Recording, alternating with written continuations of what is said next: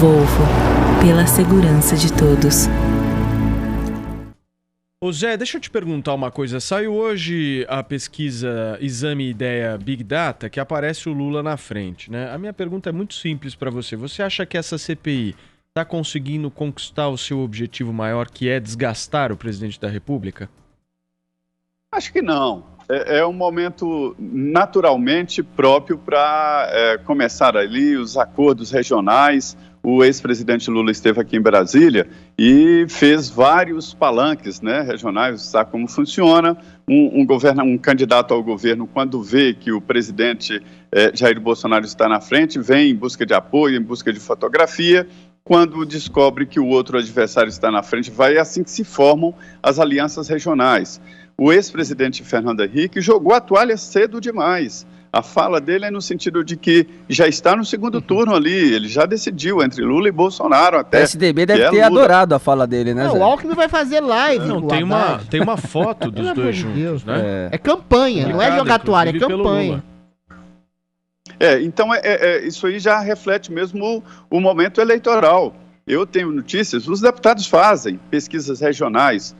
A Câmara tem uma verba específica, né? Não podem ser publicadas porque não estão ali nas regras do Tribunal Superior Eleitoral. Serve para o chamado consumo próprio.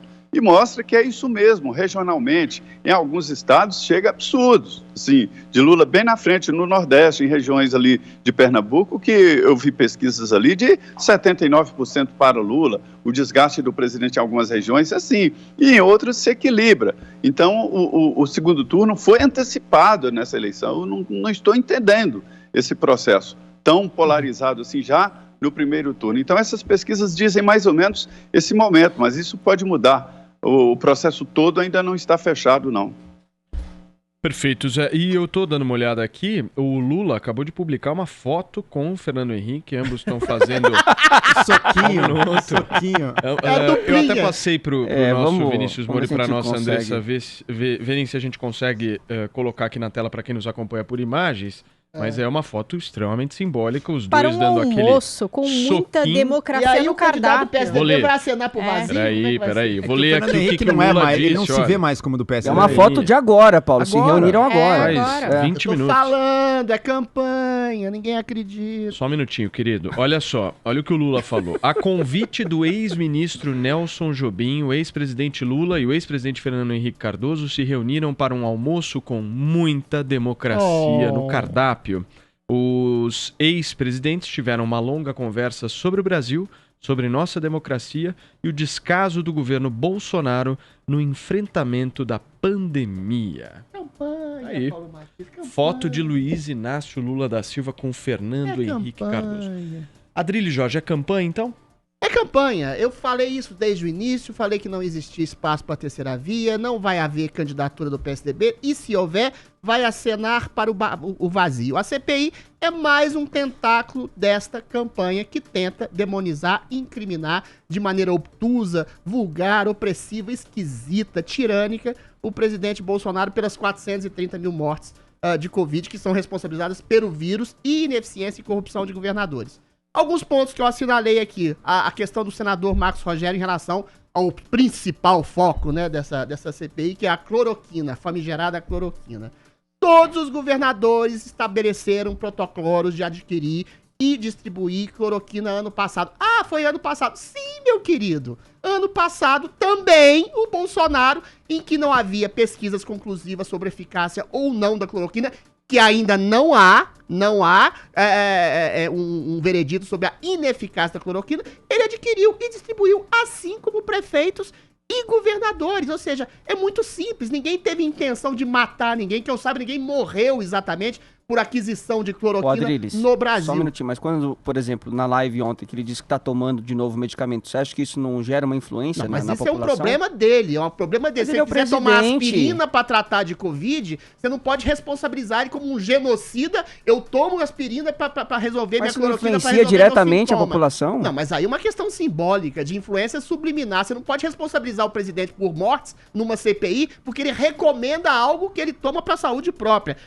Segundo ponto, ouvido o governador do Amazonas em relação à questão do oxigênio de Manaus. Houve uma reunião dizendo que a responsabilidade pela questão do oxigênio em Manaus e no Amazonas seria do governador do Amazonas, segundo o próprio governador do Amazonas, segundo as autoridades que dizem como o Pazuello. O governador do Amazonas, de alguma forma, ele nega, e isso é uma questão realmente mais importante que tem que ser investigada. O ministro falou que dia 10 foi notificado pela questão da falta de oxigênio e em 3, 4 dias, devido à burocracia, ele se responsabilizou e distribuiu os respiradores. Agora, é uma CPI circense, é uma CPI inquisitorial. Eu acho que a fala, por exemplo, da senadora Mara Gabrilli é muito elucidativa nesse sentido. Ela fez uma pergunta de 2, 3 minutos, acusando o ministro de responsável, de disseminar a morte, disseminar o vírus, e depois, na resposta do ministro, ela falou, eu não estou interessada nas respostas do ministro, eu vou usar o tempo de resposta dele para fazer outras perguntas. Em outras circunstâncias, o senador Omar Aziz disse que o ministro falava e não dizia nada. Ou seja, é uma sessão contínua e progressiva de humilhação, intimidação e censura de depoentes que querem enfiar opiniões goela abaixo do ministro. Isso não é uma CPI, isso é uma inquisição. Muito bem. E campanha política. Joel Pinheiro da Fonseca, para quem nos acompanha por imagens agora na Panflix, está acompanhando esta foto aqui de Fernando Henrique Cardoso com Luiz Inácio Lula da Silva, juntos, unidos, firmes, foto bonita, dando aquele toquinho, uma foto amigos. bem bacana. Aí o fotógrafo conseguiu uma iluminação muito boa. Mas quem vai ser o candidato do PSDB, Paulo? Você que sabe. Peraí, queridão, você só um minuto. Que sabe. Peraí, você que sabe. Cano de alta plumagem. É o Dória. É o Dória. Vai acenar pro vazio? O Dória vai ser...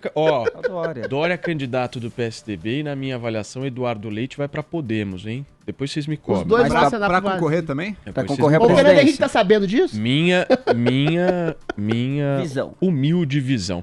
Agora, eu quero saber o seguinte. É uma pergunta importante nesse programa. Joel Pinheiro da Fonseca, olha essa foto. Mano. Dá uma olhada nessa foto. Você se sente representado? Putz, não me sinto representado, Paulo. Bota a Marina junto. Muita aí. democracia no cardápio, Eu Joel. vejo Lula com Fernando Henrique, eu vejo o Bolsonaro tirando foto com Collor. Eu acho que a política brasileira, como tirou outro dia, né? Eu acho que a política brasileira tá em maus lençóis.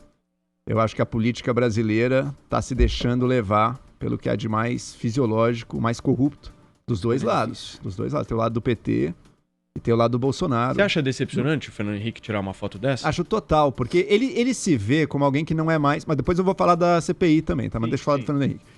Você pode falar 10 minutos, querido, porque aqui é assim que funciona. Todos contra o Adrilles. Vamos lá. O Fernando Joana Henrique, Dark. até onde eu saiba, ele já nem se vê mais, ele não se vê muito como um quadro do PSDB, assim. Ele tá mais acima, mais independente, dando a opinião dele.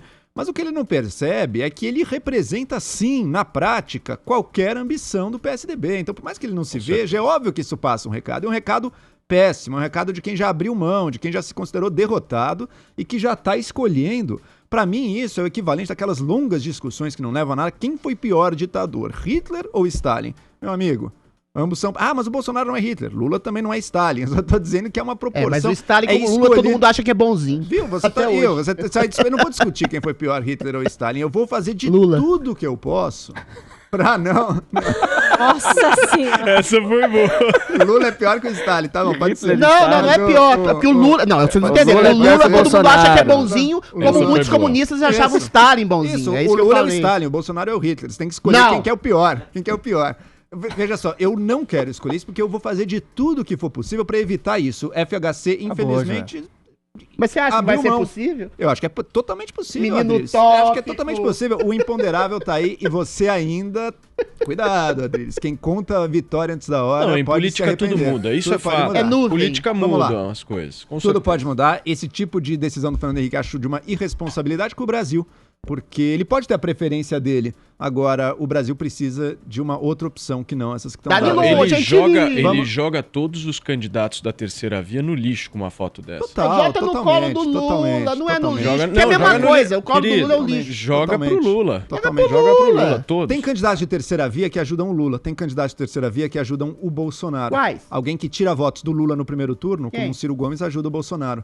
Alguém que tira votos do Bolsonaro no primeiro turno, como o Gentili, ajuda o Lula. Isso é o que acontece. Mas Tem 1%. Mas tira votos, mas de onde ele tira votos? Muito bem, voltando agora pra Agora CPI. a questão é a seguinte, o Brasil precisa de uma alternativa e vamos à CPI. Gente, por trás de toda a mistificação, por trás de todo o espetáculo político da CPI, por trás de todos os malabarismos dos defensores do governo, estão se configurando crimes, e crimes reais nessa CPI. A gente está vendo o Bolsonaro, por exemplo, patrocinando e empurrando cloroquina, não em março de 2020, para Manaus, para o Amazonas, às vésperas do colapso. Isso foi sério e continua fazendo isso até agora. Dezenas, centenas de milhões de dólares para cloroquina. Esse é o primeiro ponto. Segundo ponto, contra todas as evidências científicas que foram se acumulando, o último estudo que eu vi, a hidroxicloroquina aumentou a taxa de mortalidade da Covid. Então a coisa é séria. Segundo ponto, vacinas. Todos os argumentos que a gente viu sair do Pazuello pelas vacinas estão refutados pelas condutas do próprio Pazuello. Ah, precisa de aval da Anvisa. Ué, compramos da Covaxin sem aval da Anvisa? Então não era esse o motivo. Ah, precisava de uma lei. Era só editar a MP, como de fato a lei foi mudada depois. Era a coisa mais fácil do mundo. A vacina da Pfizer era muito cara.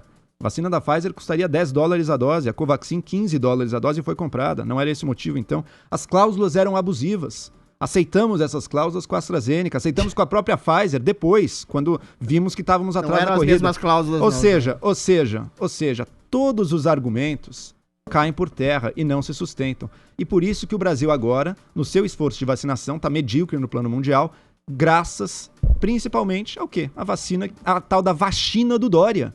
80% das doses são a vacina do Dória. Então, agora, e só para finalizar, o trato de Covid. O Pazuello acha que o povo brasileiro é burro, né? O hacker entrou na TV Brasil para fazer um programa de lançamento do aplicativo. Esse aplicativo receitava cloroquina se você fosse um idoso com tosse ou se fosse um recém-nascido com diarreia. Ela dava o mesmo remédio para todo mundo. Isso é medicina? Isso é criminoso. Adrilis, Joel, bem curto, hein? Não é criminoso você fazer um receituário de uma série de medicamentos que não são apenas a cloroquina. Vocês têm fixação pela cloroquina, você, o Renan e o Omar. E o Bolsonaro. Calma lá. Uma série de medicamentos usados como tratamento profilático para aliviar os sintomas da doença do Covid-19 são receitados não pelo Bolsonaro, mas por um rol de médicos, não só no Brasil como no mundo. Essa tentativa de salvar vidas, você não pode dizer que é um crime. Isso é um absurdo que você diz. Você também não pode dizer que é um crime o Brasil ter exatamente negado